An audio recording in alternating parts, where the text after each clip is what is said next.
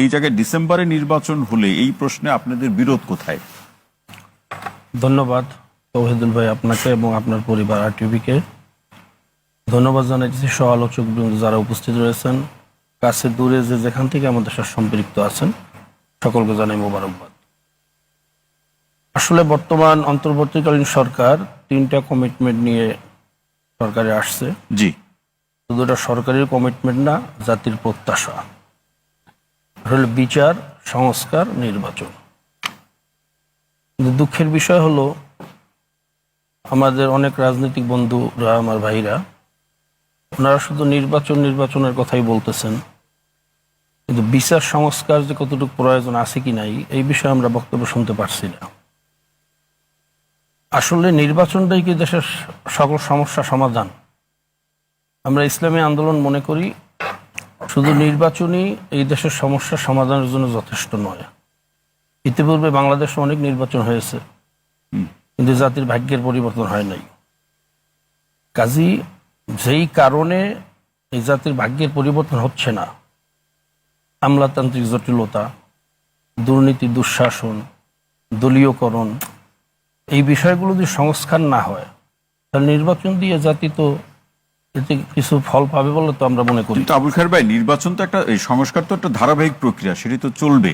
এই সরকার কিংবা এরপরে যারা সরকার আসবে তারাও সংস্কার করবে প্রয়োজন অনুযায়ী। কিন্তু এই সরকারের কাছে রাজনৈতিক দলগুলোর যে প্রত্যাশা যে একটি গ্রহণযোগ্য নির্বাচন অনুষ্ঠিত করে এবং সংস্কার এবং বিচারের কার্যক্রমগুলোকে ধারাবাহিকভাবে এগিয়ে নেওয়া, এই 9 মাসে সংস্কার এবং বিচারের জায়গাতে খুব উল্লেখযোগ্য কিছু লক্ষ্য করেন? আমি যদি বলি আসলে নির্বাচন দিবে না সরকারের কথা তো বলে নাই, না সেটি বলে না সরকার শুরু থেকে বলে আসছে ডিসেম্বর থেকে জুনের মধ্যে নির্বাচন হবে।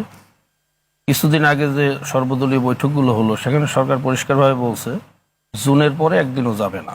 জি, সরকার শুরুতে যে কথায় ছিল এখনো সেই কথার মধ্যেই আছে। তো আমরা এখানে কোনো জটিলতা দেখতেছি না।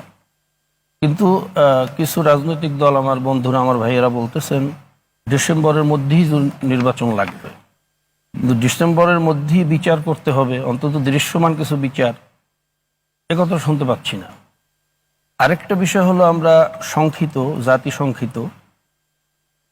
ভারত যেভাবে বলতেছে ইনক্লুসিভ নির্বাচন এবং একটা নির্বাচিত সরকার, তো আমরাও যদি শুধু নির্বাচন কথা বলি, নির্বাচিত সরকারের কথা বলি, তো ভারতের সুরের সাথে তো একই সুরে মনে হয় কথা হচ্ছে।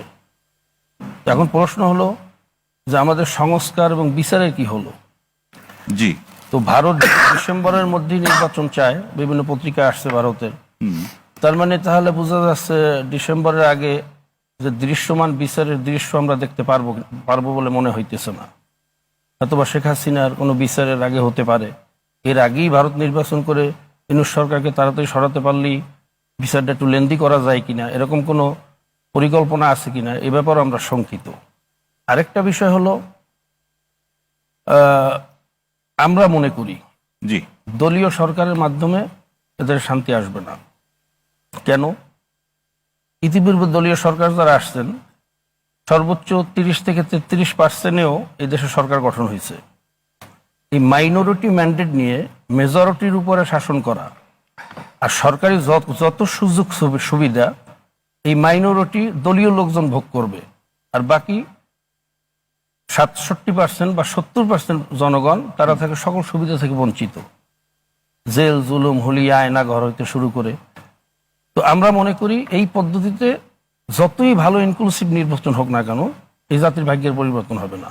জি, এই ভাগ্যের পরিবর্তনের জন্য আমাদের আমির তিনি প্রস্তাব দিয়েছেন পিআর পদ্ধতি নির্বাচন।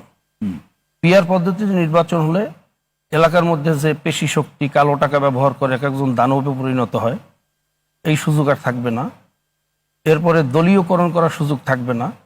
যেই দল 1% ভোট পাবে সেও 3 জন সংসদ সদস্য সংসদে পাঠাতে পারবে সংসদে।